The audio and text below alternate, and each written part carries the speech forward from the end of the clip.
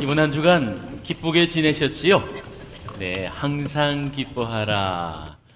항상 기뻐하는 거는 사실은 하나님 모시고 사는 사람만이 누릴 수 있는 기쁨인 줄 믿습니다.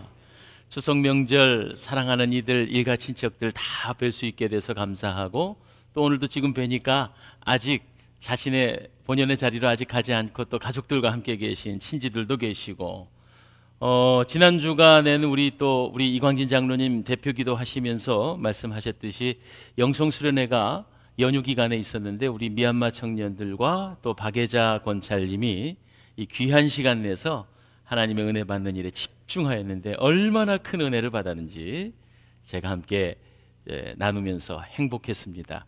여러분, 늘 한가위만 갖기를 소망합니다. 여러분 안에 하나님의 주시는 은혜와 풍성한 복이 가득하길 주님의 이름으로 축원합니다. 지성과 영성을 썼던 이어령 교수께서 그 글에 보면 이런 말이 있습니다. 배가 고프면 배고프다 이렇게 말하잖아요. 그런데 배만 고픈 것이 아니라 보고 싶은 사람이 있을 때 눈고픔이라는 말을 썼습니다. 제법 괜찮은 말이죠. 눈고픔. 여러분, 그래서 10시간, 12시간 해가면서 고향 찾아가서 부모님 뵙고 형제들 뵙는 거 아니겠어요? 여러분, 어째 눈고픔이 좀 배불러지셨습니까? 또 듣고 싶은 거 들을 때 귀고픔이라고 말했고요. 이어령 교수가 한 말입니다. 그리고 간절한 바람과 소원이 있으면 마음의 고픔이라 해서 마음 고픔 그랬대요. 배고픔은요, 이른바 먹으면 되는 겁니다. 경제적으로 풍요로워지면 배고픔이 해소됩니다. 눈고픔은 어떻게 하냐면 보고 싶은 거 보면 됩니다. 아름다운 그림들, 예술품 보면서 되지요. 귀고픔이란 아름다운 음악으로 해소될 수 있습니다.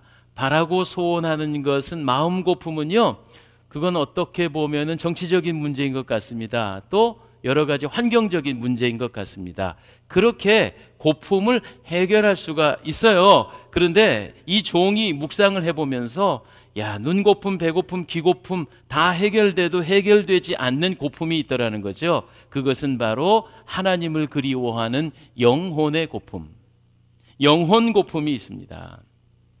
그래서 이런 것들은 어떤 물질로도 어떠한 조건으로도 다 해결되지 않는 사람의 마음속 깊은 곳에 영혼의 갈망이 있는데, 이 영혼의 고품은 오로지 전능하신 하나님으로만 채워진다. 믿으시면 아멘. 정말 그렇죠? 하나님의 부어주시는 은혜로만 채워질 수 있는 것이 이것이 바로 영혼의 고품입니다. 그래서 하박국 선지자는요 이렇게 말했습니다. 3장 17절에 비록 무화과 나무가 무성치 못하며 포도나무에 열매가 없으며 감람나무에 소출이 없고 외양간에 송아지가 없어도, 예전에는 이런 것들이 채워져야지 배불렀는데 이제는 그런 것 없어도 나는 한 분만으로만 기뻐하리로다. 어떻게요? 여호와 한 분만으로 나는 기뻐하고 기뻐하리로다. 오늘 임마누엘 찬양대가 항상 기뻐하라. 항상 기뻐하는 것은 인생에 좋은 것 쫓아다녀서 기뻐지는 거 한계가 있고요. 오직 여호와 한 분만으로 기쁘게 살 수 있음을 믿습니다. 할렐루야. 오늘 이 예배를 통해 여러분의 영혼의 배고픔이 가득하게 배불러지기를 주의 이름으로 축원합니다. 오늘 우리가 함께 읽었던 본문 히브리서 13장은요 히브리서의 결론에 해당하는 부분입니다. 히브리서는 예수님을 알지 못했던 유대인들, 히브리인들이 그리스도인이 된 사람들입니다. 그들을 향한 간절한 편지가 히브리서입니다. 이 히브리서를 쓴 사람이 어떤 이는 바울이라는 사람도 있고, 그런데 바울이라는 증거가 성경 어디에도 있질 않기 때문에 히브리서는 작자 미상으로 나와 있는 것입니다. 그러나 이 히브리서의 결론은 뭐냐 하면 어떻게 해야 우리가 하나님을 기쁘시게 할 것인가 하는 것입니다. 오늘 본문 15절에 16절에 하나님이 기뻐하시는 것들이 기록되어져 있습니다. 생각해 보세요. 세상살이가 어렵고 쉬운데 사실은 어렵게 살지 않는 비결이 하나 있습니다. 복받고 사는 비결이 있는데 해석에 따라 조금 다를 수 있겠지만 복 주시는 이에게 잘 보이면 됩니다. 아닙니까? 맞잖아요. 네. 세상에 기댈 만한 분, 힘 있는 분들에게 잘 보이면 그분들의 혜택을 입어서 함께 잘 될 수 있는 게 세상 사는 법입니다. 그렇다면 우리 그리스도인들에게 있어서 누구에게 잘 보여야 복 받을까요? 복 주시는 이가 누구신가요? 두말할 나위 없이 하나님이십니다. 그러니 하나님에게 잘 보이고 사셔야 돼요. 조금 더 쉽게 말해서 하나님 눈치 좀 보고 사십시다. 세상의 눈치 보고 살아야, 권력자들의 눈치를 보고 살아봐야 이 나라의 가장 큰 권력자 5년 이후에는 다 바뀝니다. 세상에 돈 있는 사람 눈치 보고 살아봐야 그것도 다 썩어질 것입니다. 그러면 영원히 썩지 아니하시는, 사라지지 아니하시는, 영생하시는 하나님께 잘 보이고 사는 것이, 이것이야말로 복 받는 비결이고 복되게 사는 비결이죠. 우리는 사라질 것에 눈치 보지 말고 영생하시는 하나님 눈치를 보며 사십시다. 눈치 본다는 말이 조금 부정적으로 쓰여지긴 합니다만은 눈치 보는 게 뭘까요? 그것은 상대방의 마음을 헤아리는 거예요. 저희 부모님 친가가 다 충청도 조치원 분들이신데 웬만해서 마음을 잘 드러내지 않으십니다. 옛날에 조모님께서 홀로 되셨을 때 저희 아버님에게 전화를 하세요. 명절 앞에, 얘야 이번에 명절에는 너무 바쁘니까 오지들 말아라. 그리고 나는 절대로 고기 먹고 싶지 않으니까 고기 가지고 올 생각을 말아라. 이렇게 말씀하세요. 이게 제가 겪은 충청도 분들의 특징입니다. 자, 그럴 때 눈치 없으면 정말 오지 말라고 하는 줄 알고 가만히 있다가 정말 집안이 발칵 뒤집힙니다. 눈치 잘 봐야 됩니다. 눈치를 잘 본다는 게 뭡니까? 그분의 어르신의 마음을 헤아리는 것입니다. 마음을 헤아린다는 것은 무엇일까요? 바로 하나님의 눈치를 본다는 건 하나님이 기뻐하시는 게 무엇이고 하나님이 불편해하시는 게 무엇인가 하는 걸 잘 깨달아 알아야 돼요. 그래서 오늘 히브리서 13장은 물론 하나님이 기뻐하시는 것이 수십 가지 수백 가지 있겠지만 오늘 히브리서 기자는 본문에서 하나님이 기뻐하시는 것을 다음에 세 가지로 요약하고 있습니다. 먼저 말씀을 정리하자면 찬미의 제사를 드려라. 두 번째는 선을 행하고 서로 나눠주기에 힘써라. 세 번째는 너희를 인도하는 자들에게 순종하며 살아라. 이게 복받는 비결이다. 이게 하나님이 기뻐한다라는 말씀이죠. 조목조목 한 가지 한 가지 한번 깊이 생각해 보겠습니다. 하나님을 기쁘시게 하고 하나님의 복을 받는 비결, 그 첫 번째, 찬미의 제사를 드리라. 15절 다 함께 한 번만 더 읽어봅시다. 시작. 그러므로 우리는 예수로 말미암아 항상 찬송의 제사를 하나님께 드리자. 이는 그 이름을 증언하는 입술의 열매니라. 아멘. 추석이 되니까 오곡백과가 열매를 내어놓습니다. 이번 추석은 조금 음력으로 평소보다 빨라가지고요, 아직 과일이 조금 맛이 덜 든 것 같아요. 아직도 추수가 덜 끝난 데도 많이 있고요. 자, 세상의 모든 만물들이 열매를 내어놓습니다. 그럼 우리는 식물이 아닌데 어떤 열매를 내올 수 있느냐? 오늘 성경의 말씀에 보니 입술의 열매를 내어라 이렇게 말했습니다. 입술의 열매. 사람이 그 입술에 나오는 것으로 죽고 사는 것이 달려 있다고도 했고요.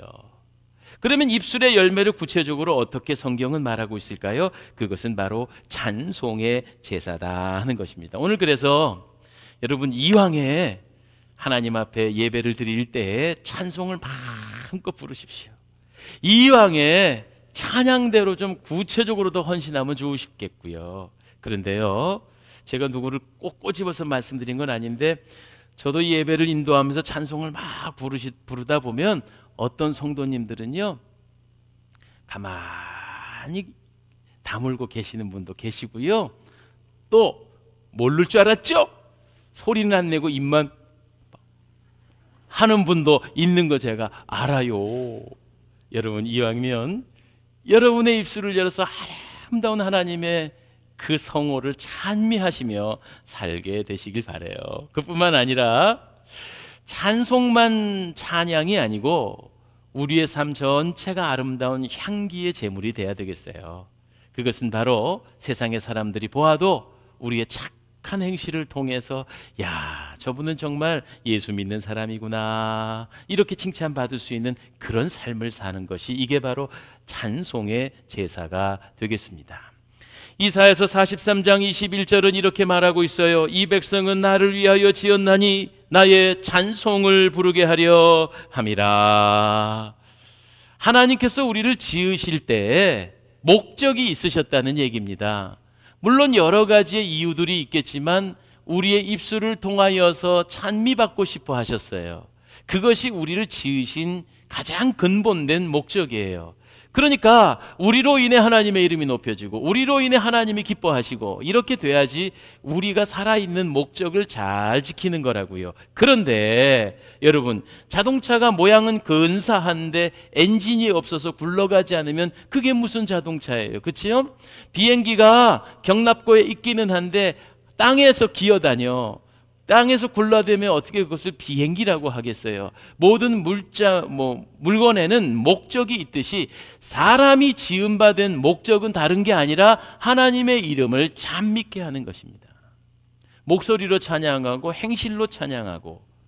만약에 자동차가 굴러가지는 않고 가만히 서 있으면 그거 빨리 고철로 만들어 녹여 다른 물건 만드는 게 당연한 거죠. 우리가 찬미의 사명을 가지고 이 땅에 부르심을 입었다면 주님을 찬송해야 하겠어요. 그런데 그런 삶을 살지 못하면 용도폐기 될 수 있어요. 오래 살고 건강하게 살고 싶으시면요, 찬미의 사명을 잘 감당하세요. 그럼 하나님께서 야, 아무개 집사는 아직도 용도가 있구나 하고 장수하게 하시고 건강하게 하십니다. 아멘. 여러분, 그렇습니다.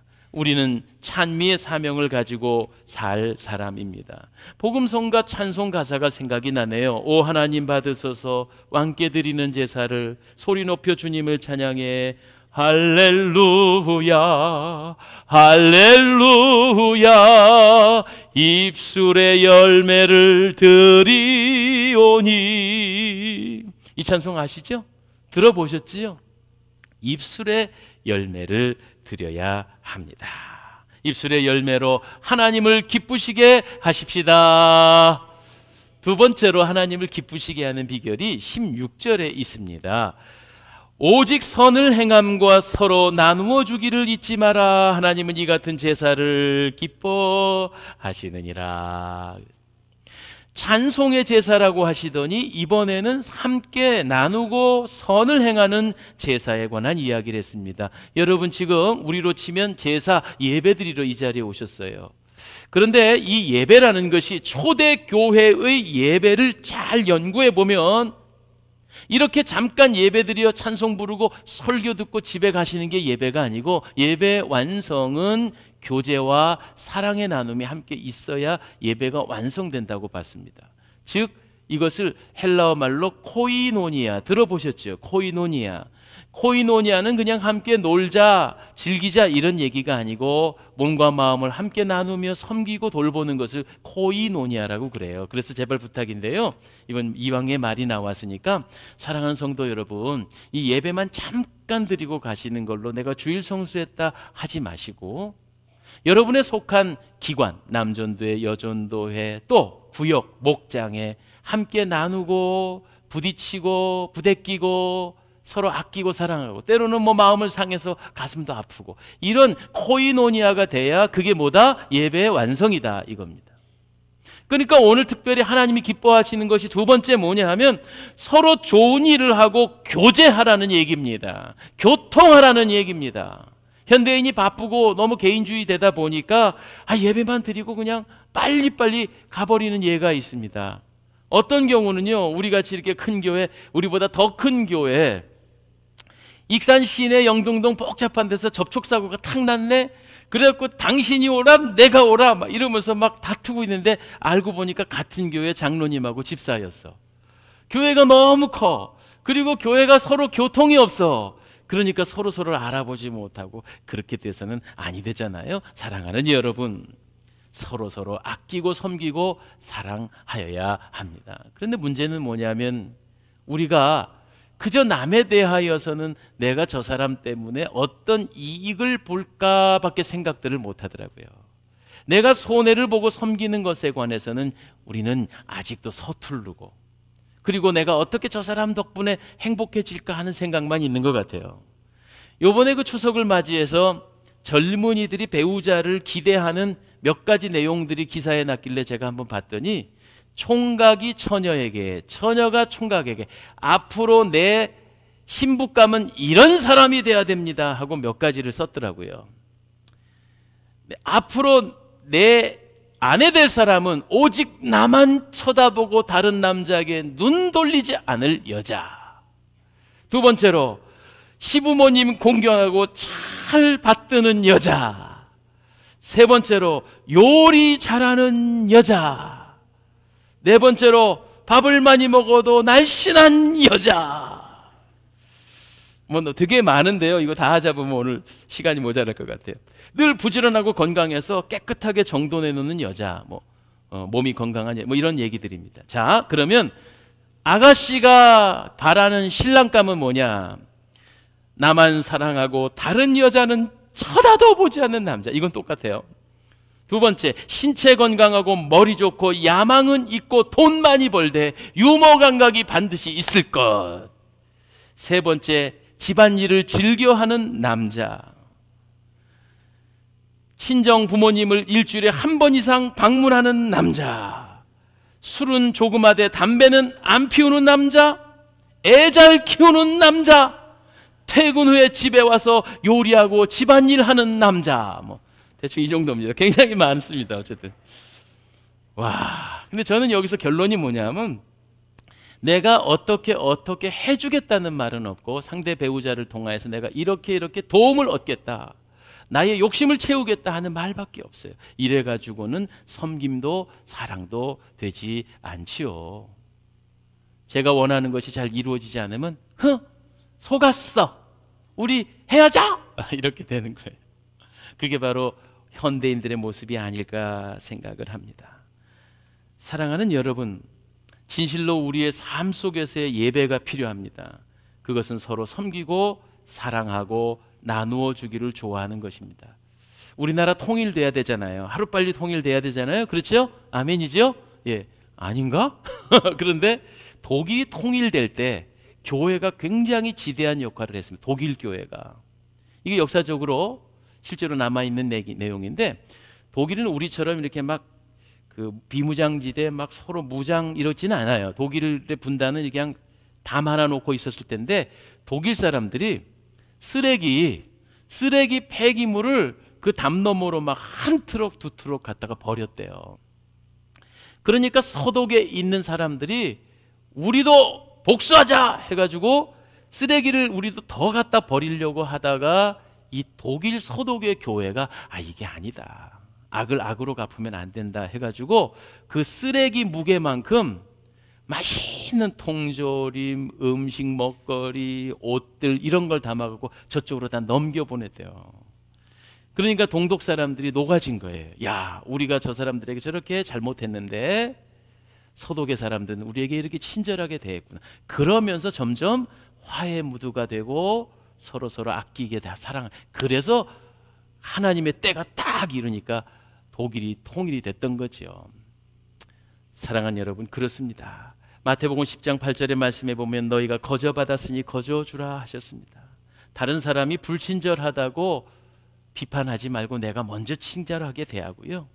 또한 다른 사람이 인사성이 없다고 속상해하지 마시고 내가 그냥 코앞에 가서 넙죽하면 결국은 그 인사성 없는 사람, 불친절한 사람 절대로 나에게 웃는 얼굴에 침 뱉지 못한다는 사실이죠.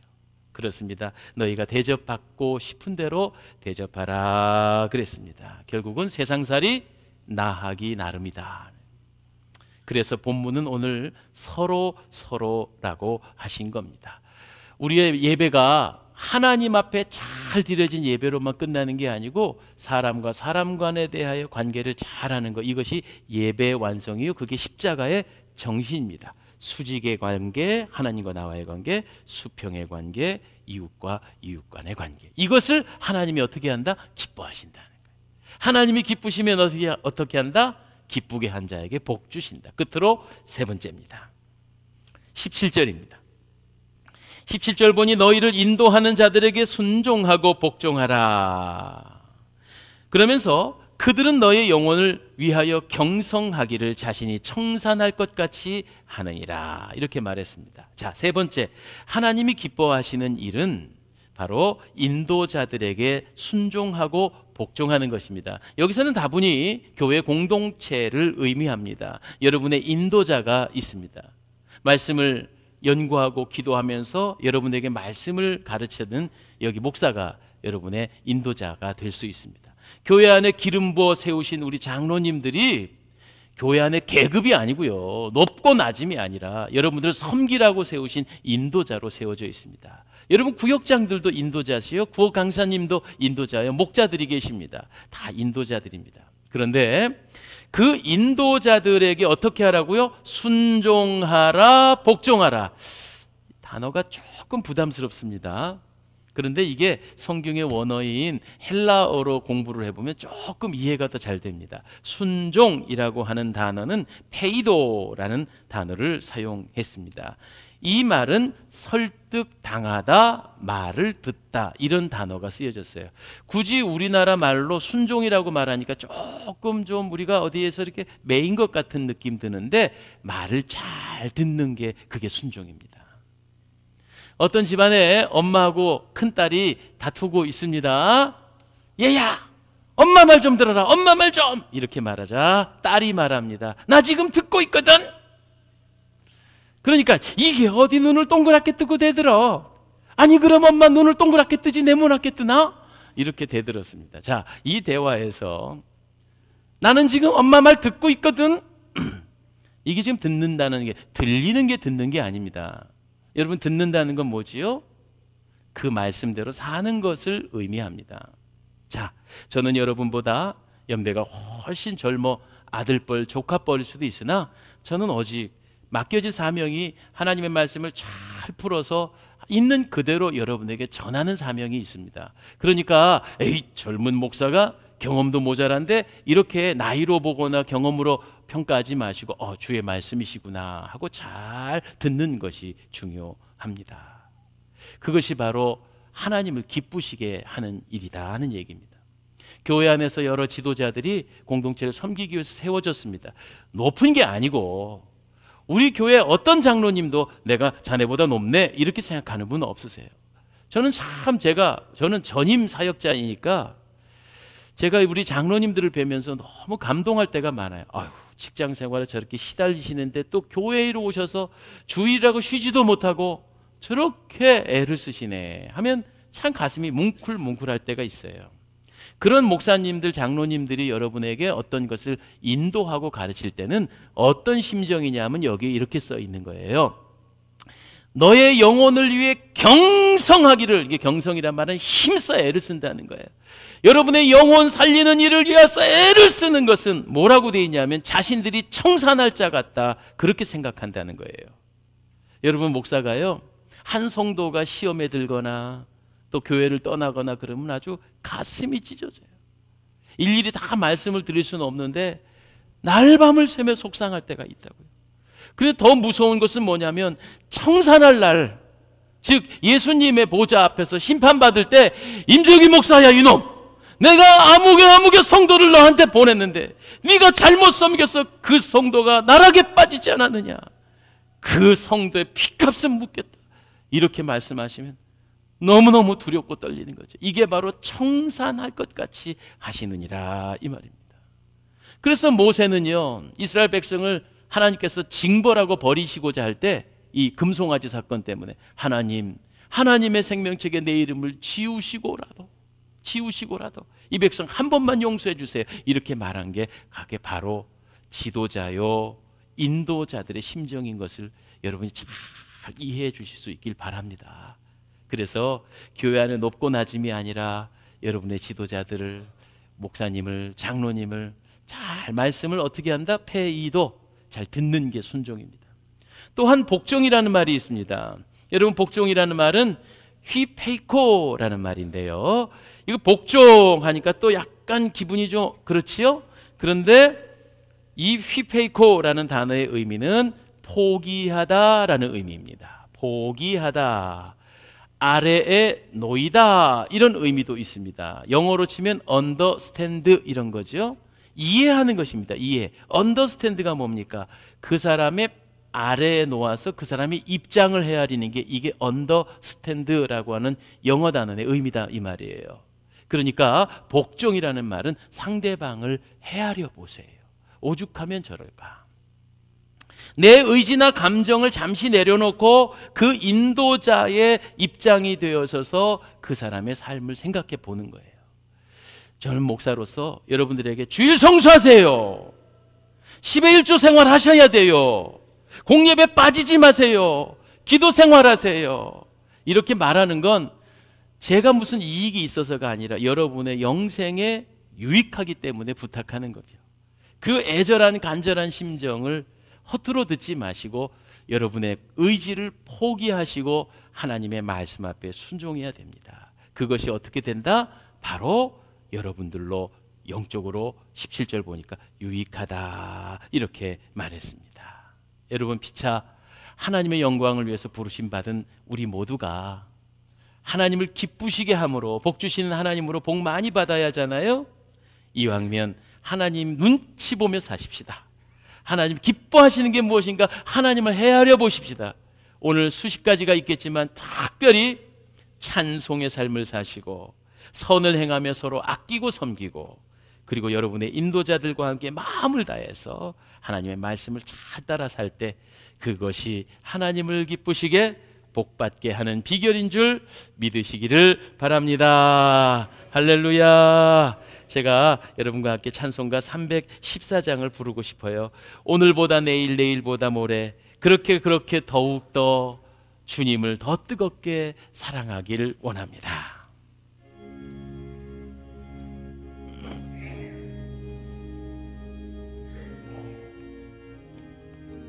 내 구주 예수를 더욱 사랑, 내 구주 예수를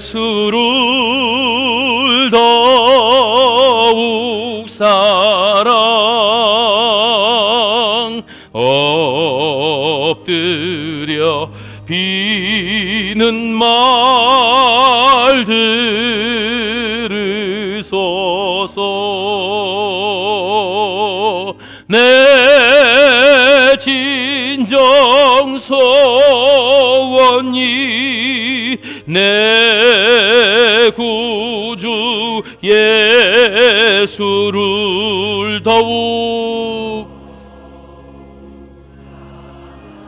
더욱 사랑, 더욱 사랑. 이전엔 세상 나기 전엔 세상 나 기뻤어도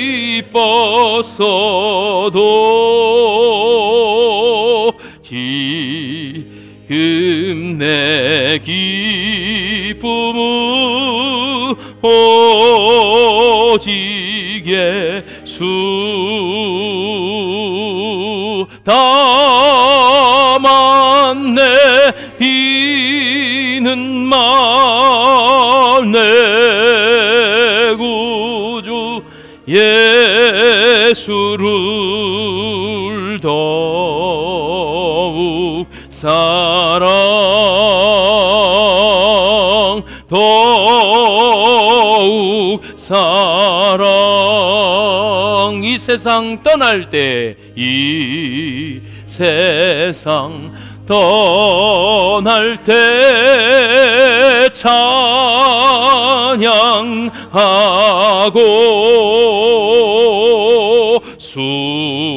숨질 때 하는 말이 것일세. 다만 내 버리는 마. 내 구주 예수를 더욱 사랑, 더욱 사랑.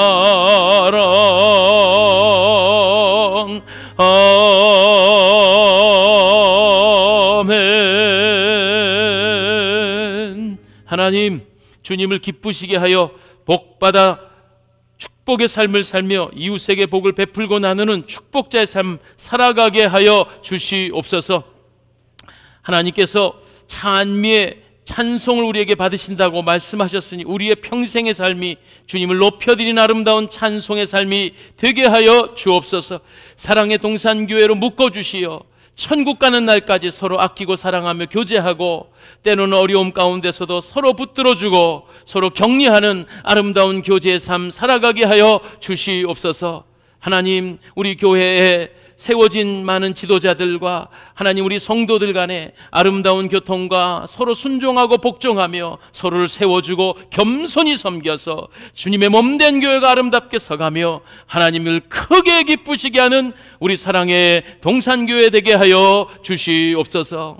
추석 명절 연휴를 보내며 또한 거룩한 날 주의 전에와 하나님 앞에 예배하는 주님의 백성들, 각가지의 소원과 꿈과 기도의 제목이 있사오니 이 시간 주님께서 공일히 여기시고 어여삐 여겨주셔서 우리 성도들의 삶의 모든 문제와 염려와 걱정거리 예수의 능력의 이름으로 내쫓아 주실 줄 믿습니다. 연약한 육신, 질병 가운데 시달리는 성도들이 있습니까? 예수 그리스도의 보혈의 피를 뿌리고 바르게 하시고 여호와 라파의 치유의 광선을 베풀어 주옵소서. 건강한 육신을 회복시켜 주시옵소서. 마음의 질병, 정신의 연약함도 우리 주님께서 어여삐 보시고 불쌍히 보셔서 깨끗하게 치유하여 주시옵소서. 참으로 열매 맺는 아름다운 풍성한 계절입니다. 이제 우리도 올해가 가기 전에 하나님 그토록 기뻐하시는 한 영혼 구원하는 일에 열심을 내어서 전도하기에 힘쓰는 우리 사랑의 동산교회 성도들 되게 하옵소서. 예수님 이름으로 기도하옵나이다. 아멘.